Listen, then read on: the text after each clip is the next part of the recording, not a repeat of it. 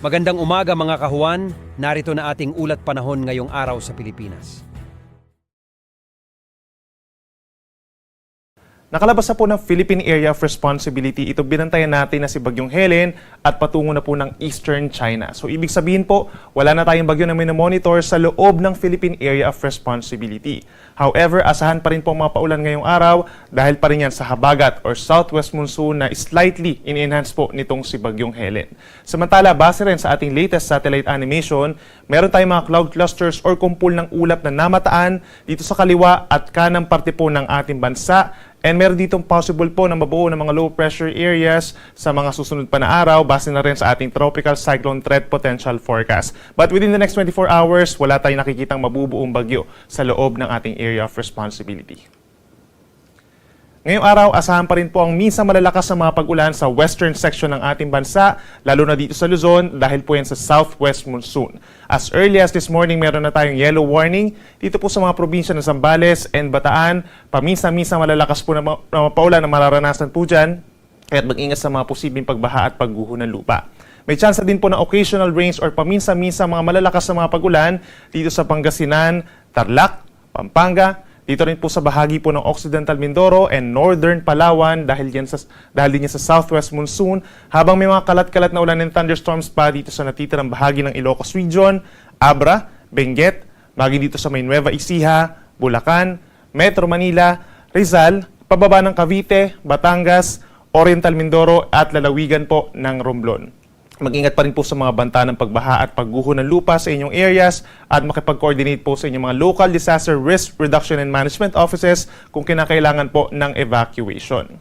Sa natitirang bahagi ng Luzon, kabilang na dyan ang Cagayan Valley, Aurora, sa bahagi po ng Quezon hanggang dito sa may Bicol Region and Marinduque, bahagyang maulap hanggang maulap ang kalangitan na mararanasan po ngayong araw at makakaranas lamang ng mga pulu-pulong mga pag-ulan o pagkidlat pagkulog lalo na sa dakong hapon hanggang gabi. Temperature natin sa Metro Manila mula 25 hanggang 31 degrees Celsius, habang sa Baguio naman mula 17 to 23 degrees Celsius.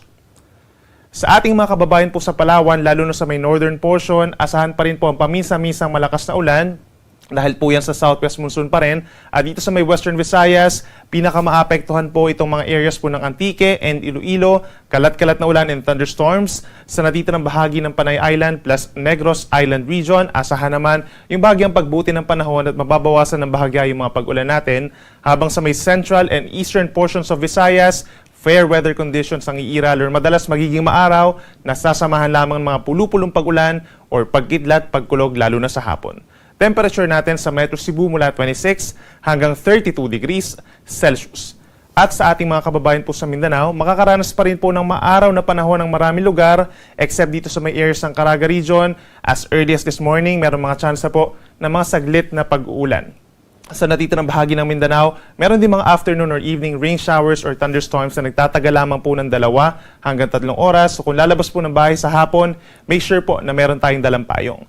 Temperatura natin sa Davao City and Zamboanga City, posible pang umakyat sa 33 degrees Celsius. Dahil pa rin po sa pag-ihip ng habagat, meron pa rin tayong gale warning or matataas sa mga alon dito po sa western seaboards ng Luzon.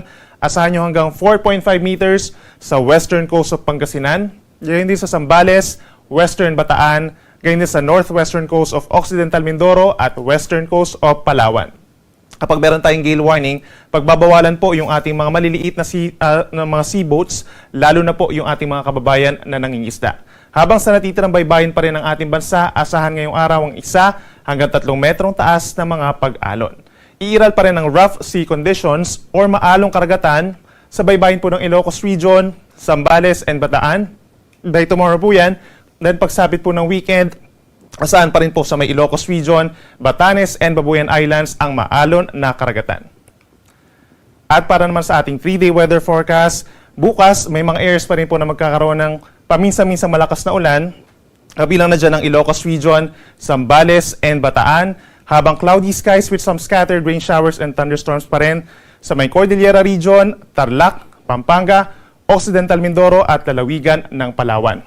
Habang natitirang bahagi ng bansa, asahan pa rin po ang bahagyang maulap hanggang maulap na kalangitan at may mga isolated rain showers or thunderstorms. Sunrise po natin ay 5:45 ng umaga.